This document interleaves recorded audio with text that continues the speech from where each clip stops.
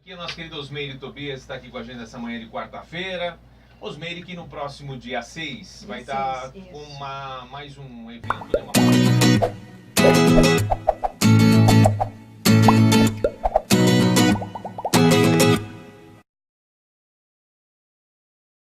Falando sobre a importância do lúdico na educação e na criação, né? Na troca de experiências, né? Em especial na primeira infância, não é? E eu costumo dizer que o importante seria que todos nós pudéssemos manter a criança até o último suspiro. Sim. Não a infantilidade, é diferente. É diferente. Mas a criança é justamente essa forma mais lúdica, mais leve da gente conseguir levar a vida, né?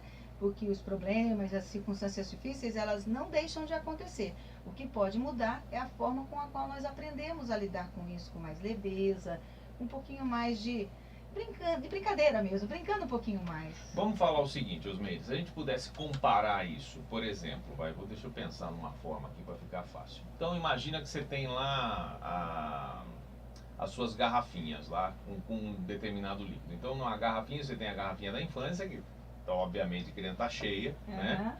E aí você vai preenchendo com o tempo a garrafinha da responsabilidade, do seu lado adulto, né? Do seu lado profissional e tudo mais, tá? Do boleto. Do boleto, esse daí, nossa, vai dar uma raiva, né? E transborda a garrafa. Transborda. Transborda a garrafa.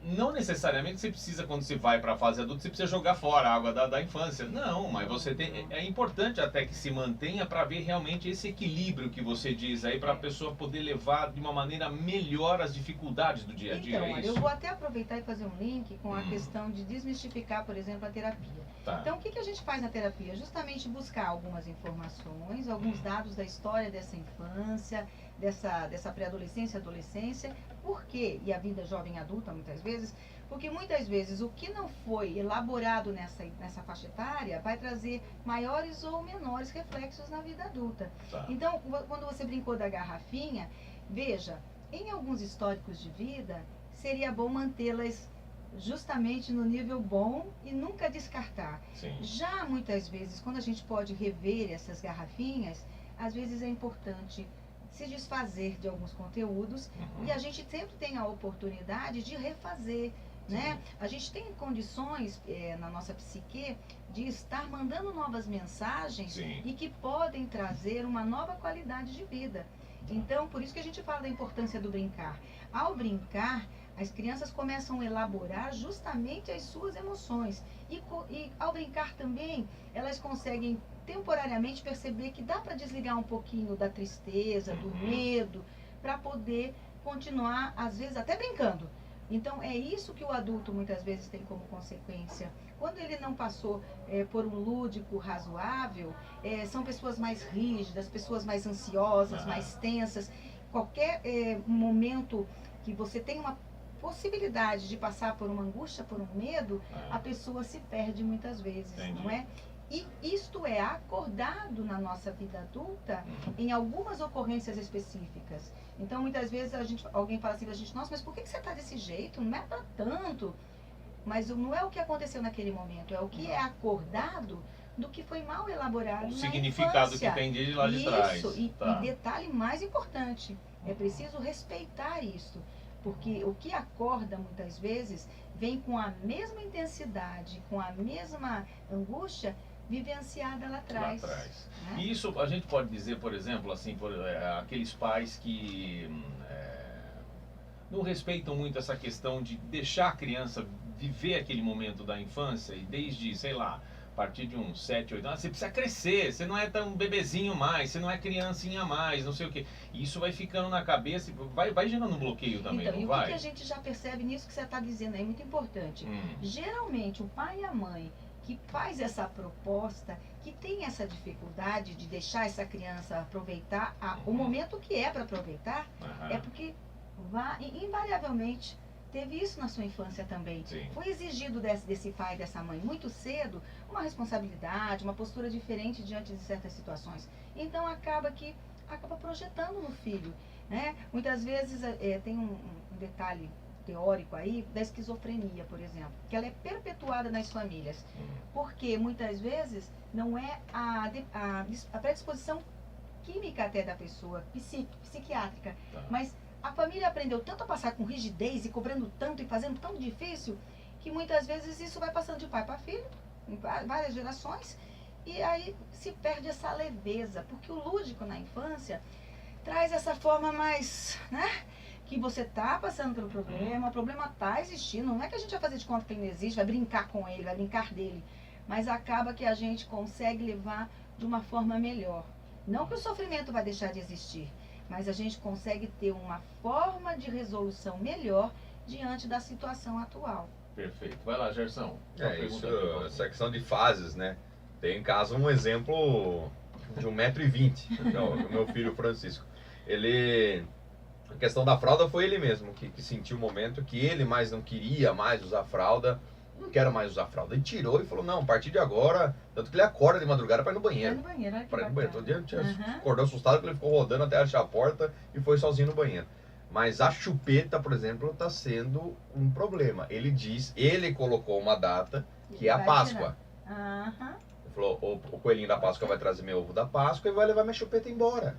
Então, estou torcendo para que chegue logo a Páscoa. Olha que bacana. Quando a gente respeita o momento de maturação no desenvolvimento da criança, do ser humano, quanto mais se respeita, mais naturalmente se dá, até mais rápido se dá. A gente acaba vendo pais que acham maravilhoso dizer assim, nossa, meu filho está quase andando com 9 meses, nem engatinhou. É importante engatinhar. Sim, para não queimar a fase. Para não queimar a fase. Então, quanto mais se respeita, e cada um é cada um. Então, assim, nossa, mas meu primeiro filho com 1 ano estava andando e falando. Olha agora que preguiçoso esse, preguiçosa essa. Não, são estruturas de personalidade diferentes. E quanto mais se respeitar, vai se dando naturalmente. Você viu que quem resolveu tirar a fralda foi seu filho mesmo? Ele se incomodou, porque ele está experimentando do próprio corpo, experimentando das sensações de uma forma positiva, tranquila, sem pressão, né? Então, o brincar é isso, né? Bacana. Por isso que tem a frase célebre, brincando, brincando, a gente diz as grandes verdades. Porque é uma forma mais leve, mais tranquila de se mandar uma mensagem muitas vezes. E tem toda essa parte de você incentivar, principalmente em casa também, que a vida está cada vez mais corrida, mais complicada. Mas, por exemplo, é uma história. Ele adora história. Sim, ele gosta de livro, então, ele faz as histórias isso dele. É fantástico, né? Essa questão do lúdico implica muito também na questão dos pais contarem histórias. E tanto quanto contarem as histórias que foram feitas justamente com propósitos para elaboração emocional, psíquica, é proporcionar à criança ela mesma criar um personagem e contar, porque o que ela vai fazer muitas vezes? Esse personagem vai ter muito do cotidiano dela, né? Você coloca uma criança na escola e ela já verbaliza, brinca de escolinha com ela, você vai saber como é que ela está sendo tratada pelos amiguinhos, pelos professores. Olha que bacana. Que legal isso aí. Então, isso faz com que, inclusive, se amplie essa percepção dos pais em relação às crianças, o quanto elas estão, às vezes, incomodadas, não estão se dando bem na escola, por exemplo, porque a criança vai repetir ali, né? E isto vai ajudando com que o pai, a mãe, ou o substituto materno. Hoje nós temos muitos avós que têm uma importância fantástica na vida das crianças. Sem dúvida. Porém, seria bacana que a gente pudesse se orientar melhor de como fazer isso de uma forma que a criança possa realmente expressar o que ela está sentindo. E através da brincadeira é a melhor coisa que nós podemos fazer. Ou montar histórias, ou contar histórias, criar histórias, né? Super interessante esse assunto. Osmeide, nós vamos fazer o seguinte, já vamos passar o contato para quem quiser participar da tua palestra no dia 6. A gente toca uma música aqui, daí quem quiser já vai entrando em contato, já começa a se inscrever. Vamos lá. Essa palestra vai ser no dia 6, na próxima terça-feira, a partir das 19h30. Ela vai acontecer no buffet Só Folia, que fica na Avenida Comendador Pereira Inácio, perto do Parque da Biquinha. 1125. Em frente, Palhaço, né? É do Palhaço. É do Palhaço. E eu peço a gentileza de vocês fazerem as inscrições pelo meu site, osmeidetobias.com.br. Tem um link lá para inscrições. Tem. Porém, se você tiver alguma dificuldade, não tem problema. Lá também tem todos os meus contatos, e-mail, tem o telefone. Você também pode usar desses outros meios, tá bom? Osmeidetobias.com.br. osmeidetobias.com.br. Eu só preciso das inscrições porque nesse espaço eu tenho vagas bem limitadas mesmo. Você já pode começar a fazer a sua inscrição para a palestra e, claro, se você tiver pergunta, pode mandar aqui para a gente pelo 99823-4291. Osmeire e Tobias, fica com a gente até o final do programa hoje.